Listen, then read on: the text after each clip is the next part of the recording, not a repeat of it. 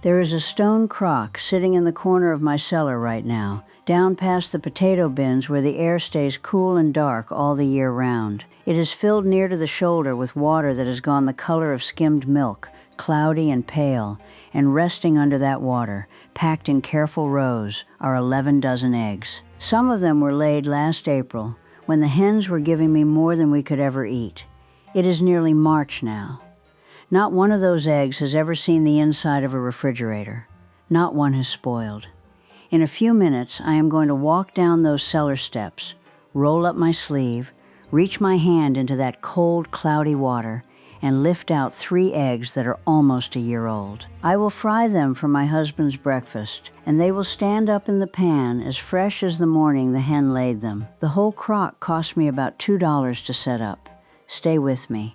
My name is Mammi Sarah. I am Amish. I have kept a laying flock on this farm in Lancaster County for more than 50 years, and I have not once, in all that time, thrown away good eggs because they went bad in a cold months. We have no electric refrigerator in this house. We never have. And yet I have eggs to bake with, eggs to fry, eggs to feed a table of grandchildren every single week of the winter when the hens have all but stopped laying and the hen house is quiet. I'm going to show you exactly how I do it, in the order I do it, with what it costs and where to keep it. And then I am going to tell you the part that should make you a little uneasy, which is that this method is not some lost secret. It is written down. It was in every farm wife's kitchen book 100 years ago. Your own great-grandmother almost certainly did this very thing. The reason you were never taught it is not that it stopped working. It works as well today as it did in 1890. The reason you were never taught it is that there is no money in an egg that keeps itself. By the end of this, you will know how to put up a whole spring's worth of eggs for pennies apiece and eat them clear through till the following summer. No cold box, no electric, no waste. Let me start with what most folks get wrong, because if you do not understand this one thing, nothing else I tell you will make a lick of sense. You have been taught your whole life that an egg is a fragile, perishable thing that must be kept cold or it will go rotten within days. That is not true. That has never been true. An egg, when it comes out of the hen, is one of the most perfectly sealed packages in all of nature. The good Lord built it to sit under a hen for 3 weeks in a warm nest and still hatch a living chick at the end of it, without any cold at all. Think on that. 3 weeks of warmth, and the inside stays sweet and whole. The secret is on the outside of the shell. Every fresh egg, when it is laid, comes wearing a thin, invisible coating. We call it the bloom. The proper name is the cuticle. It is a delicate layer that the hen puts on the shell in the last moments before the egg is laid, and it seals up the thousands of tiny pores in that shell like a coat of varnish over bare wood. An eggshell is not solid. It is riddled through with somewhere between 7 and 17,000 microscopic holes so the chick inside can breathe. The bloom is what keeps the bad air and the moisture and the little living things out, while the egg sits and waits. Nature already solved the problem of keeping an egg. You do not have to invent anything. You only have to protect what the hen already gave you, and seal those pores a little tighter so the egg can wait, not 3 weeks, but a whole year. Now here is the thing that will make you angry once you see it. The very first thing the packing plant does to an egg, before it ever reaches your grocery store, is wash it. They run it through hot water and detergent and scrub that bloom clean off. Every bit of it, gone. That store egg in your carton has been stripped of the one thing that was protecting it, and that is the whole reason it must be kept cold, and the whole reason it will not keep but a few weeks. They took the coat off the egg, and then they sold you a machine to keep it cold because they took the coat off. Do you see it? The egg was self-sufficient. They made it dependent. And then they made you dependent right along with it. This is why my method only works with a fresh, clean, unwashed egg straight from a hen. It will not work with a store egg because the store already ruined it. If you keep your own hens, or you know a neighbor who does, you have gold. Do not wash your eggs. I will say that again because it is the most important thing I will tell you today. Do not wash your eggs. Wipe a bit of dirt off with a dry cloth if you must, but never, ever put water to a shell you mean to keep. The water opens the pores and washes off the bloom, and then you have a store egg, and a store egg will not keep. This is what we have always done. My grandmother kept a crock exactly like the one in my cellar, and hers sat in the same kind of cool, dark corner. And I remember as a small girl watching her lower the eggs in with a wooden spoon so as not to crack one of them. She learned it from her mother, and her mother from hers, back across the water to the old country. In the spring, when the days grow long and the light comes back, a hen lays and lays. A good hen will give you an egg near every day from April to September. You cannot eat them all. The whole farmyard is swimming in eggs in May, and then the days shorten, the cold comes, and the hens stop. From November to February, a hen gives you next to nothing. That is her nature, and no amount of wishing changes it. So the whole trick of a farm kitchen, for hundreds of years, was to catch the spring flood and hold it for the winter drought. You do not go without eggs in January because you were clever enough to save the eggs of May. My grandmother never once bought an egg in her life, and neither have I. The crock is how. So let me tell you exactly what to do, step by step, and I will keep it plain. You will need 3 things, and only 3. The first is a container. A stone crock is what my grandmother used and what I use, the old salt-glazed kind, a 2-gallon or a 5-gallon. But you do not need to go find an antique. A food-grade plastic bucket with a lid works just as well. A big glass jar works. Anything that holds water and will not rust and has not held anything poisonous. That is the first thing, and most folks have one already. The second thing is the water. Just clean water. If your water comes from a chlorinated town tap, let a bucket of it sit out overnight, uncovered, and the chlorine will go off into the air on its own, and then it is fine. Well, water, like mine, you use straight. The third thing is the one that does the work, and it is the thing that costs you about $2. It is called pickling lime. The proper name is calcium hydroxide, sometimes called slaked lime or hydrated lime, but on the shelf it will say pickling lime, and you will find it in the canning aisle of any hardware store or general store, right next to the mason jars and the canning salt, where they keep the things for putting up pickles and vegetables in the late summer. A 1-pound bag costs just a few dollars and will do you crock after crock after crock, year after year. The amount you actually use in one batch works out to about $2 worth. Now, the mixing. The old rule, the one my grandmother used and the one written in the farm books, is 1 ounce of pickling lime to every quart of water. An ounce is about 2 tablespoons. So if you are mixing up a gallon, that is 4 quarts, you use 4 ounces, near enough to a level cup. But I always go by the quart so I do not muddle it. 1 ounce, 1 quart. You stir that lime into the water in a separate bucket first, not in your egg crock. Stir it well. It will not all dissolve. Lime is stubborn that way. A good bit of it will settle to the bottom no matter how long you stir, and that is exactly right. That is how you know you have enough. The water above will turn milky and cloudy, and that cloudy lime water is your preserving bath. Now you lower in your eggs, fresh, unwashed, clean, whole. Check each one as it goes in.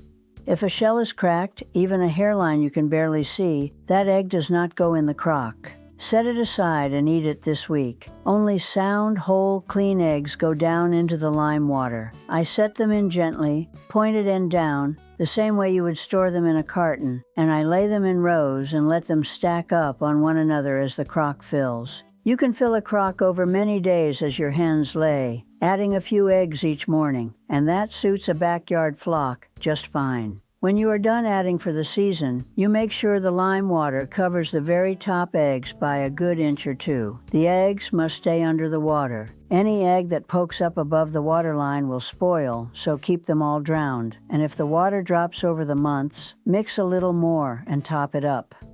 Then you put a plate or a lid loosely on top to keep the dust and the mice out, and you carry the whole thing to the coolest, darkest corner you have. A cellar is perfect. A cool pantry, a mudroom, an unheated closet, all fine. You want it cool but not freezing. Somewhere between 50 and 70 degrees is just right, and then you leave it be. That is the whole of it.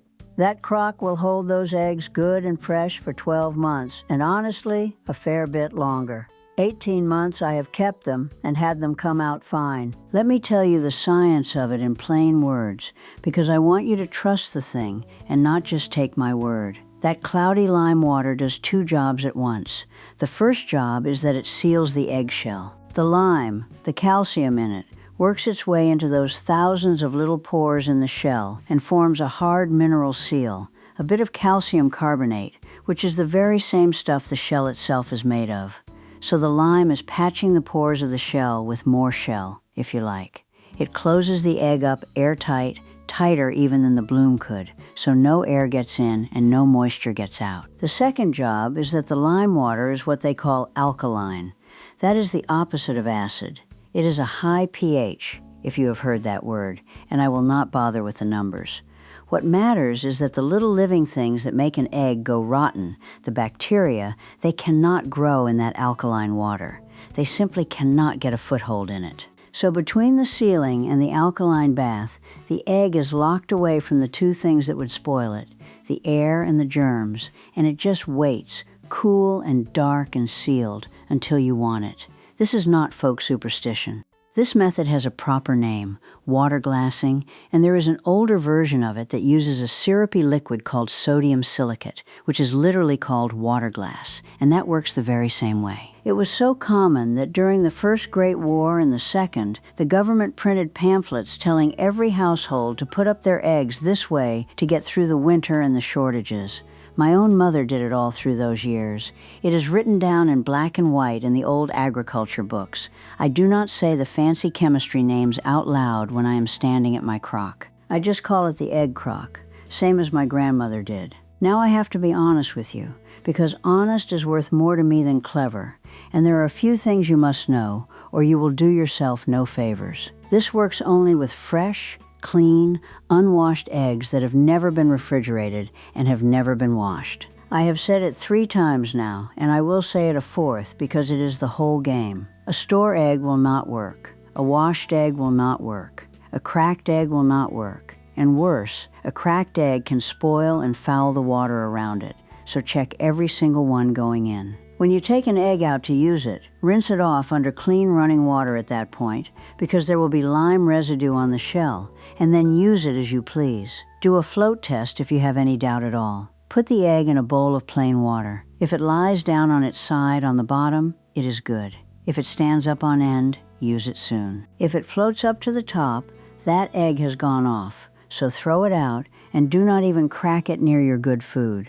And always, always crack a preserved egg into a separate little bowl by itself before you add it to anything, and give it a good look and a good sniff. A fresh egg smells of nothing. A bad one you will know in an instant. There is no mistaking it. If it looks wrong or smells wrong, out it goes. Trust your own nose. It has never failed a farm woman yet. Now, the whites of these eggs do get a touch thinner as the months pass, and after many months they will not whip up into a tall meringue the way a brand new egg will. So these are your everyday eggs, your frying and scrambling and baking eggs, your cakes and breads and noodles, and they are wonderful for all of that. If you want to make a fancy angel food cake for a wedding, use a new laid egg for that. And one more true thing. If you go to hard boil a preserved egg, prick the round end of the shell with a pin first, because the sealed shell can crack in the boiling water otherwise. That little pinhole lets the pressure out. There is one safety word I will not skip, because it matters. The dry lime powder, before you mix it into water, is caustic. That means it can burn and it can irritate. So when you are measuring out the dry lime, do not go breathing the dust, and keep it away from your eyes and off your bare skin, and keep the bag well away from the little ones and the animals. Once it is stirred into the water, it is gentle, and the eggs are perfectly safe to eat, and folks have eaten water-glassed eggs for well over 100 years. But treat the dry powder with the same respect you would treat lye, soap, or bleach. Mix it careful, wash your hands after, and put the bag up high on a shelf. That is just good sense. Now let me tell you the part I think about when I am carrying that crock down to the cellar. Why is it that near nobody knows this anymore? Your grandmother knew it. Her mother knew it. It fed this whole country through hard winters and hard wars. And then, in about one generation, it was gone from every kitchen. Think about who makes money when you cannot keep an egg. The grocery store makes money when you must come back and buy a fresh dozen every single week, all year long, because your eggs will not keep. The company that sells you the cold box makes money, and the electric company makes money running it, humming away in your kitchen every hour of every day for the whole of your life. There is a whole long chain of folks who all do a little better when you are not. Able to store your own food, when you must buy it fresh and buy it often and buy it from them. Now, I do not believe there was some meeting in a back room where wicked men agreed to make us all forget how to keep an egg. I do not believe in that kind of conspiracy. It is something quieter than that, and in a way something sadder. It is that nobody in that whole chain has any reason at all to remind you. There is no salesman for the pickling lime. There is no advertisement for the empty crock in your cellar. Nobody gets rich from a thing you do once, for $2, that then serves you for a year. So it simply goes unmentioned. It falls quiet. And a thing that falls quiet for long enough gets forgotten, not because it failed, but because it succeeded too cheaply for anyone to bother selling it. The quiet is the whole story. The knowledge was never taken from you. It was just never worth anyone's while to hand it back. I want to step back a moment and tell you why this matters to me, more than just saving a few dollars on eggs, though it does save a good many. When I put up a crock of eggs in May, I am doing more than storing food. I am making my table free of the store for another year. Our bishop has a way of saying it. He says a family that can feed itself owes its bread to no one and can hold its head up in any season. There is a great peace in walking down to that cellar in the deep of January, when the snow is banked up against the north wall of the house and the hens have not laid a proper egg in 2 months, and lifting out a dozen eggs that I gathered myself in the warm, bright days of spring. It is the spring, saved. It is my own 2 hands in April feeding my own family in January. No line at a store. No worry over whether the trucks are running or the shelves are full. The hen gives her gift in the season of plenty, and the crock carries that gift across into the season of want. That is not a small thing. That is the whole of how people fed themselves for all the long years before the humming cold box came along and taught us to forget. We did not keep this knowledge because we are clever. We kept it because we had no choice, and having no choice turned out to be a kind of blessing, because it meant we never let go of the things that actually work. So this weekend, here is what I want you to do. If you keep hens, or you have a neighbor down the road who does, gather up a few dozen fresh eggs and do not wash them. Wipe them clean and dry if you must, but keep that bloom. Find yourself a crock or a food-grade bucket or a big glass jar. Go to the canning aisle and buy a bag of pickling lime for a few dollars. Mix 1 ounce of the lime, about 2 tablespoons, into every quart of clean water, stir it up milky, and pour it into your container. Lower your good, whole, unwashed eggs down into it, pointed end down, and make sure the cloudy water covers them by a good inch or 2. Lid it loosely, carry it to the coolest, darkest corner of your house, and forget about it. Come the dead of winter, you will be eating the eggs of summer, and it will have cost you about $2 for the whole crock. $2, and a thing your great-grandmother knew by heart.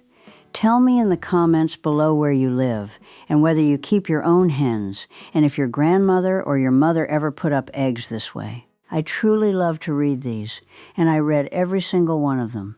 If your family had a way of keeping eggs through the winter, I want to hear it.